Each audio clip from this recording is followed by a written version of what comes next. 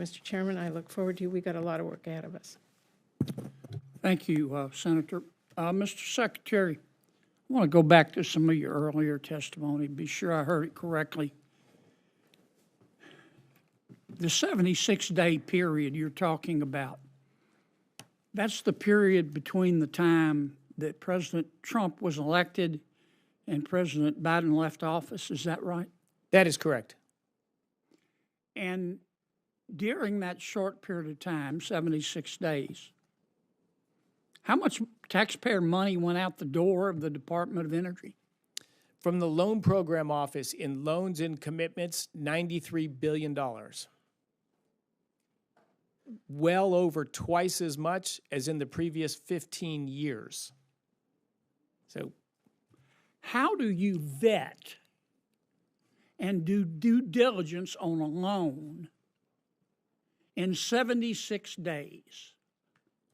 One loan, much less $93 billion.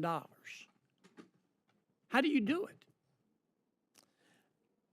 I think it's probably pretty clear it wasn't done in many cases. As I mentioned, I'm told I'm holding back clearly in place stuff. There is lots of funds that have gone out the door and commitments that were made from businesses that provided no business plan, no numbers about their own financial solvency or how this project So you're telling work. me that the Department of Energy, in the 76-day period, before their boss was going to leave office, gave or loaned money to entities that had no business plan? Correct. No financials? Correct. A number of those were were before the 76-day period as well. I've come in with great concern about how this institution, this great American institution, has been run and how American taxpayer money has been handled. I'm sorry everyone's upset that we're taking some time to do it, but what we've seen and what the record shows I'm is not just upset. Could it be that a lot of people say you haven't returned your calls? Could it be that you and your colleagues have returned the calls, but the people calling just didn't like the answer? Could that be a possibility? I'm not aware of that. You know, I give my cell phone number to any senator that wants it, and I return my calls. I mean, has your department gone dark? Somebody said your department's gone dark. Is it dark over there? It doesn't look dark behind me. I don't see any of you sitting on your hands. Somebody made that charge. I see everybody's hands. Let me ask you something else, Mr. Secretary. Does anybody ever come to the Department of Energy to get some of this free money and lie to you?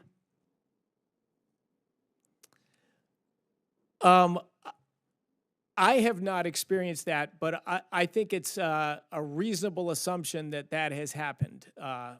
Does anybody ever come to you? Or is it conceivable that some of these folks that heard about this free money came to you with a half-baked idea? I think it's very conceivable. In fact, I've seen such plans that were half-baked would be charitable. That didn't have a business plan, right? Correct. A promise to develop one, to find a location. Just give me the money and I'll develop the plan later. Correct. And now you're going back through, not money that's already been contracted, but you're going back through and checking each one of these loans and these grants to make sure there was no stealing, aren't you? We are. And you make sure there was no incompetence, aren't you? Is that correct? We're looking at that, and yeah, my blood pressure is rising right now just thinking about what we have seen and what did happen at the department. And you're going to tell some of these boondoggles no, aren't you? That's correct. And they're going to be upset, aren't they? That's correct. And they ought to be upset, shouldn't they? I don't think they should be upset. I think they should be ashamed.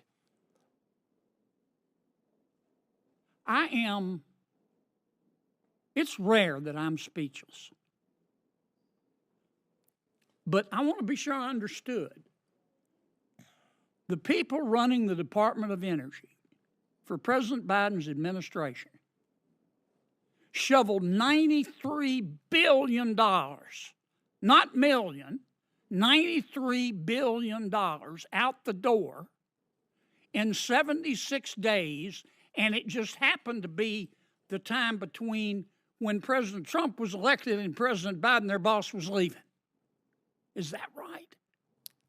It is correct and distasteful. Confidence undermining. My God. Look, I hope you take whatever time you need to go through all of these projects penny by penny. I mean, I've heard this testimony today. Well, it'll cost jobs in my state. If somebody steals $50 million and goes and... Did the Department of Energy push out $93 billion in just 76 days between the 2024 election and the end of the Biden administration? In this explosive Senate hearing, tough questions fly about rushed loans, missing business plans, and whether taxpayer money was handled responsibly. If the money in their state, that's going to stimulate the economy, isn't it? Yes, it will. But that's still stealing, isn't it? And it's still illegal, isn't it? Yes. I mean, they were spending money at the Department of Energy like it was ditch water. Their budget went from $60 billion to $160 billion since fiscal year 2021. It just sounds to me like there were a lot of people coming to the Department of Energy who had all 4 feet and their snout in the trough. And I hope you'll turn down the boondoggles and refer the thieves to the Department of Justice. We will indeed. Senator, the one complication in there, too, is mixed in there are good companies doing good things honestly with credible plans. And you're trying to separate the wheat from the chaff. Yes, that's what we're trying to do. That's our job, and we're doing it. But there's a lot of chaff. Let me ask you one final question. Let me go back to how many employees you have. Now, there have been some allegations today that you've cut tens of thousands of employees. Is that accurate?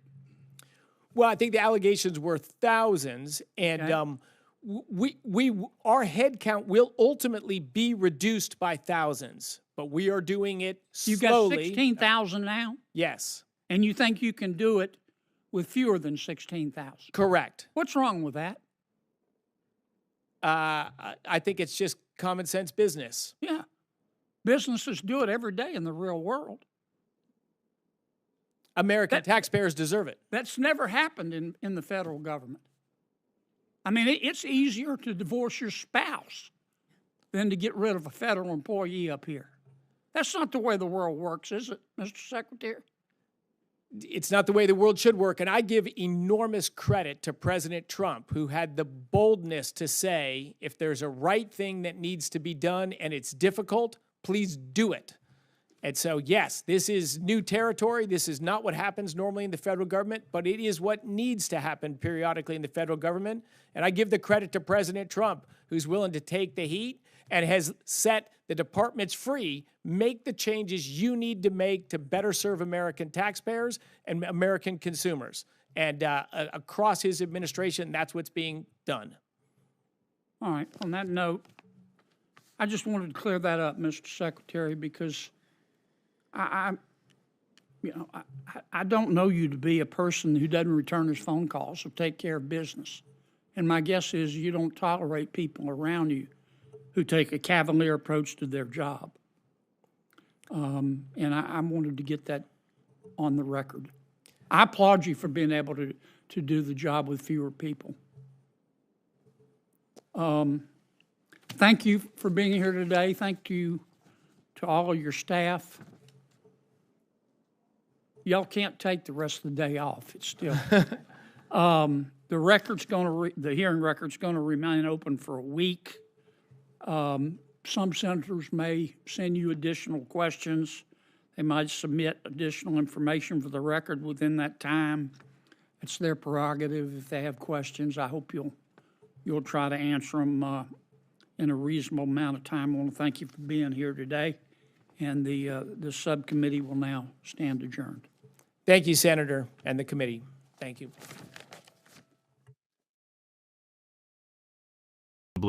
If you enjoy this breakdown, please don't forget to like, comment, and subscribe for more political breakdown.